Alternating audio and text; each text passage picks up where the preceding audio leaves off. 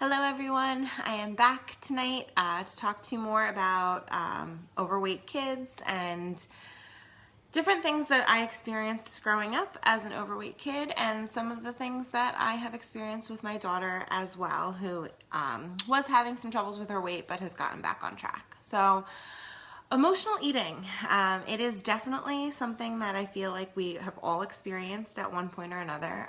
Some of us will probably always have challenges with it, and other people don't seem to bat an eye when it comes to food connected to their feelings or their emotions.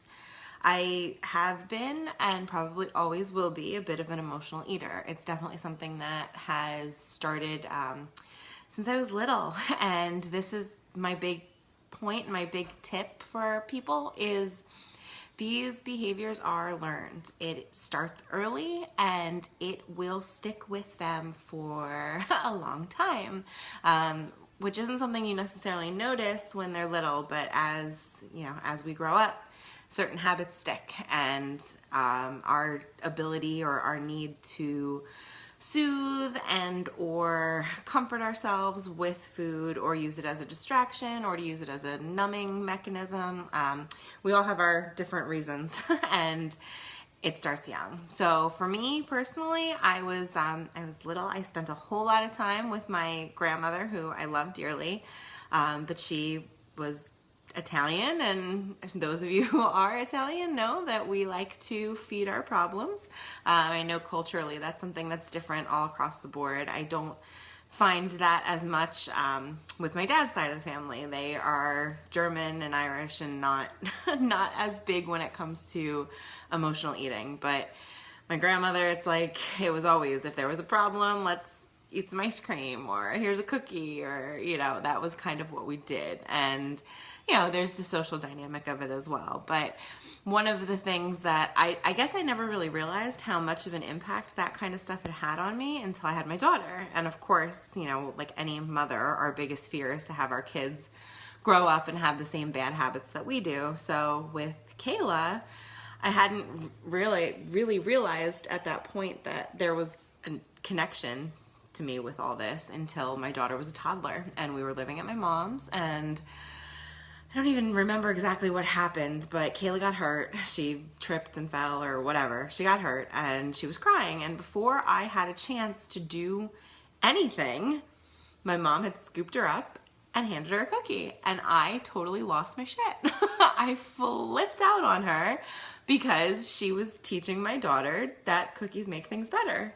And a one-time event like that, probably not a big deal. An entire childhood like that, yeah, it's gonna become a problem. So in that moment, I had finally realized that, okay, well, this is a big trigger for me, and I obviously have some kind of deep-seated issues when it comes to using food to make me feel better. And I have, I've learned ways to overcome that. I definitely work through it, and I still have my moments. I do, and I'm sure that I probably always will. But my biggest advice for parents who are having kids who are struggling, Kayla, back in October, when we had just started to change our diet and kind of started to lighten things up around here and get on a healthier note, it was right after Halloween, and I was ready to get the Halloween candy out of the house. I was done. So I wanted it gone. I was ready to dump it. So I had asked Kayla if it was okay for me to get rid of her candy. And she looked at me and she's like, well, let me grab a couple pieces just in case I have a bad day. And I couldn't do anything other than be in awe of that comment and realize that in that moment, okay, you know what? I may never have been one to give her a cookie to get her to stop crying, but she learned from me and my behaviors that if you're having a bad day, you should eat something that tastes good. And that was another big wake-up call. So number one is whether you teach them or don't teach them, if it's what you're doing and it's the way that you're coping, that is how they will learn to cope. That is what they will learn to do. It really is that simple. It's like I said yesterday, if you're all eating healthy as a family, your kids will too. If you're not, then your kids aren't. Just by telling them that it's not what they should do is not going to be reason enough for them not to do it. And secondly, and I think this is probably even more important than anything else, is teaching them that it's okay to feel things and that it's okay to talk about things and their feelings. It's definitely something that I feel like a lot of people in my generation have had a hard time with.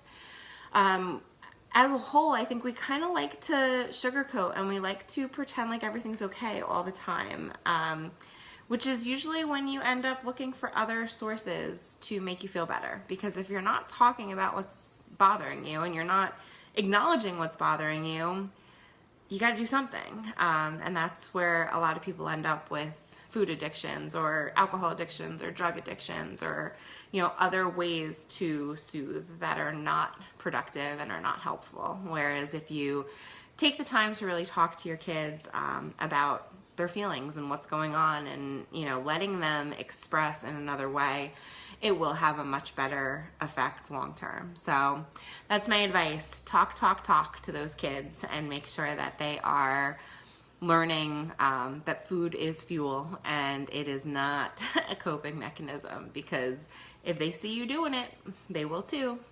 Little shadows, they definitely follow us. So have a great night, guys.